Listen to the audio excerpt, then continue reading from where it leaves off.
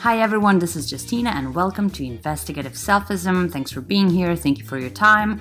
I hope you're having a nice day, and if the day isn't nice, that's fine too. But so today, I'm very excited to be presenting to you the third episode in the series of What's Your Language? It's an aggressive title, I know, but I hope it does grab your attention a little bit so that we can talk about things that are very important. They're so important. What are these things? That's our language and what we can do with our language, how we can empower ourselves. So the first episode in this series was on self-compassion, how we can start by being aware of how we talk to ourselves, how we can establish a practice of talking to ourselves in a way that's a bit more friendly. So talking to ourselves as we would talk to our friends, talking with that compassion, without that horrible judgment that we can show to ourselves sometimes, right? The way we judge ourselves, my goodness. So that was the first episode. If you haven't listened to it yet, please do it. It's a nice one. The second one was on the language of choice.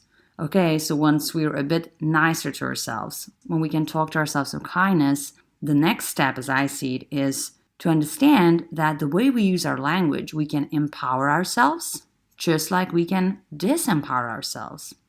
So if you haven't listened to that one, please do it. It seems like a very simple concept, but if you apply it, it can be so powerful. So on top of these two episodes, I'm building this one. So the language of self-compassion, the language of choice, and now let's take it to that next level. Let's talk about the language of action. So once we realize that we have that choice in life, that very often, or more often than we think, we do have that choice. As I've said earlier, sometimes we have really horrible choices, like all of them are quite bad, but we still have them. And now, when you think about it, okay, I can choose to use that language of choice. What if I start using language that is a bit stronger, especially when it comes to my aspirations, to how I see myself, to what kind of identity really I'm establishing or I would like to have? And what do I mean by that? So just like I said in the previous episode, when you say, oh, I cannot wake up early. Like, no, I can. I choose not to. So applying a similar framework, when you say, I should do these things. Yeah, I should really get that thing going. I might, right? Maybe I'll do this. What if we just try to replace that with, I will. Yeah, I will do this. By the end of the week, I will have done these things, right? If I'm planning my week. By the end of the month, I will have done this and this. Things that bring meaning to me, especially, right? So when we're using language that is a bit more assertive and firm, see what it does to you. Watch what it does to how you see your own capabilities. And I understand how you might say, well, changing my language, like that's not enough. I still have to take that action. I still have to do things. It's not enough to say, oh, I will do this. And I would say, oh, yeah, I know. You still have to take that action. You still have to do what you're telling yourself that you now will, not should, you will do. So you still have to do it. But why not? Why not to use that stronger language? By stronger, I don't mean like cursing. Though I do have to say I do curse a lot in real life, but not in this podcast. It's not a place for that, okay? And I think so much of it, right? Like changing yourself, changing your language patterns, it really starts with having that open mind. And I know you can be very open-minded, like politically, you might be very progressive, or just how you accept people who are different from you. And that is very important. That matters so much.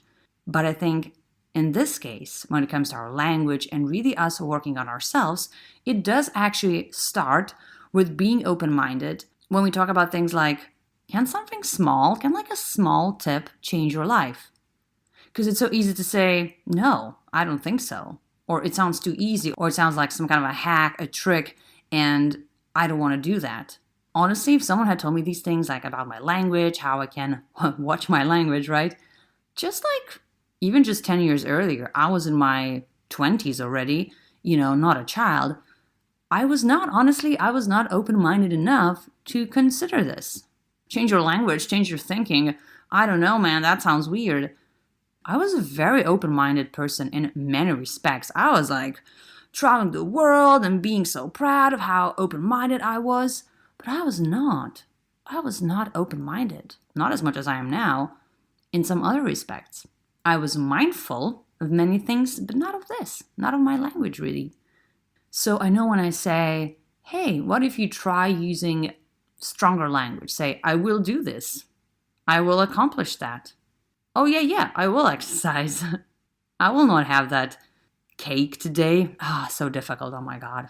I felt bad even saying that now, recording it. No. Don't take away my sweets, I thought. But so all I'm choosing to say now to you is try. Try to use a more compassionate language with yourself. Try to use the language of choice and try to use the language of action. And really see for yourself where that all takes you. Because when I think about it, what's the alternative? Not to try to know about these tools, but to think, you know what, I don't think they work without even having had any evidence. Try them, like that will be your research. And if it doesn't work for you, you can say, you know what, I've tried to gather that evidence and somehow it wasn't working for me. And that's fair. But so action.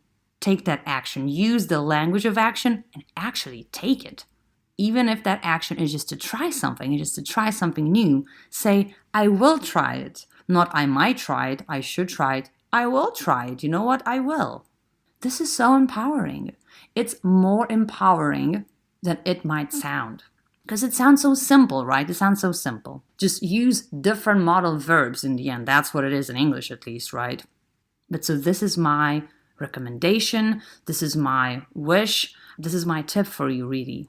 It has helped me personally enormously, and it has helped so many people. This is once again a mix of neurolinguistic programming, nonviolent communication, neuroscience, psychology in general. The language of action. What is the action? What is that action that you want to take? What is that thing that you would say, I should, I might, I may? What if you replace that? What if you replace those modal verbs with will? Definitely. It's happening. I'm here to say, go for it. So thank you so much for listening. And if you've listened to the whole 3 episodes of What's Your Language? Thank you so much. I hope you found this series interesting, useful. I hope you're applying it in your life. And I hope you're seeing some beautiful change. Thank you again. And I'll see you very soon.